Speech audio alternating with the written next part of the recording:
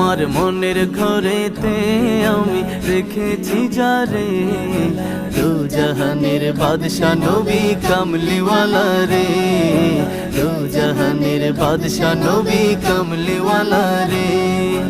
আদি পিতা আদম যখন মুসিবতে পড়ে, ওদের নবীর উসিলাতে আল্লাহ কবুল করে।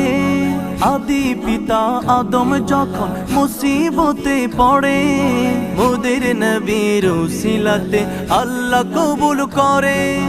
সাকারাতের বিছানাতে দেখা দিও রে, দু জাহানের বাদশা নবী কামলিওয়ালা রে, দু জাহানের বাদশা নবী কামলিওয়ালা রে।